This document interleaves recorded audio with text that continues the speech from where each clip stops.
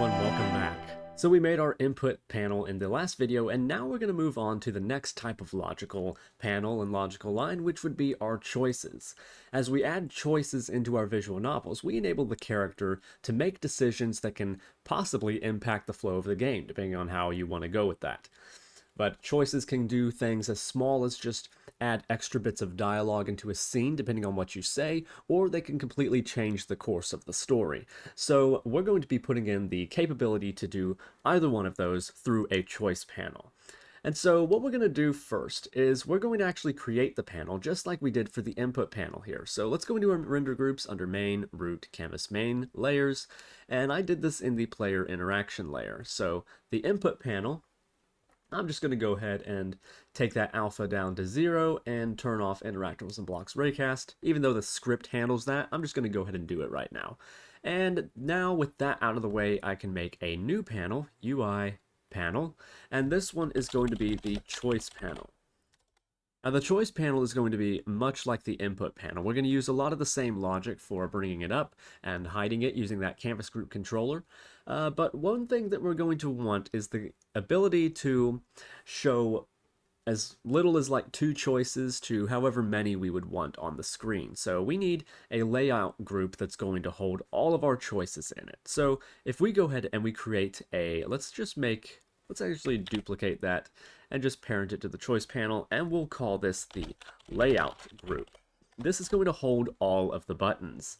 So we won't have it the size of the panel. We will scale this down a little bit, maybe to something. I want my choices to be right in the middle of the screen, so I will put this as the space where the choices can show up. And what I may do is just have the bottom of this start right above my dialog panel. That way I can still see the dialogue at the bottom, and I can have my choices up on top, and just center that in the middle of the screen.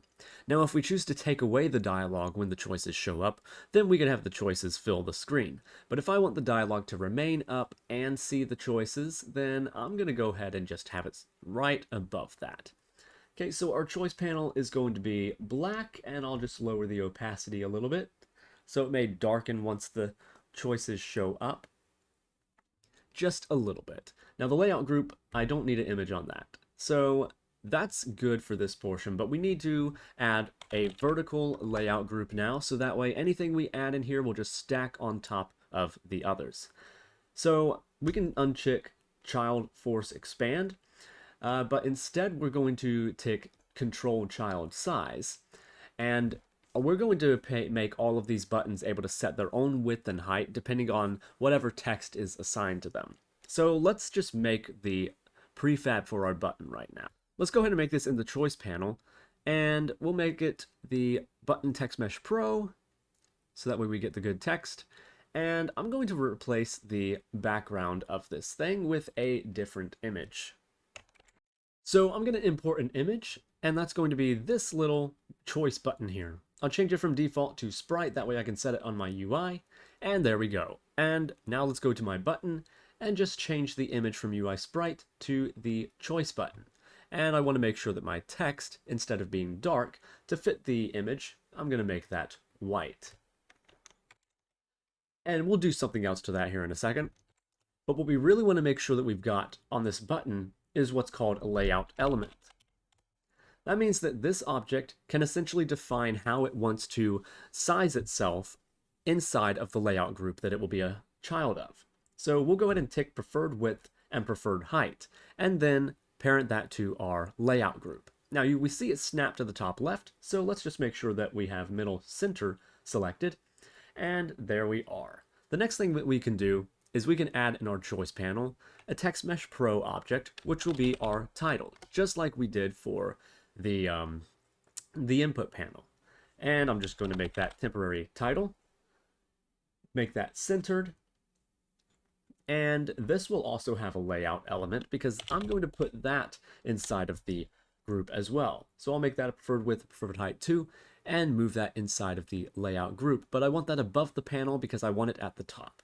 And I also don't want it to be so close to the button, so I will make sure that this thing has just a little extra room in there by moving up the preferred height to something like 90.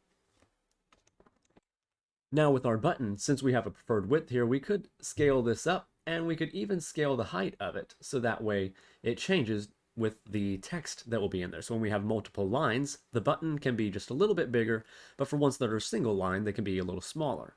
However, as I stretch this, you'll notice that that's exactly what's going on with our image. It's stretching and it looks pretty rough. Well, we need to change the way that it's tiled on this button.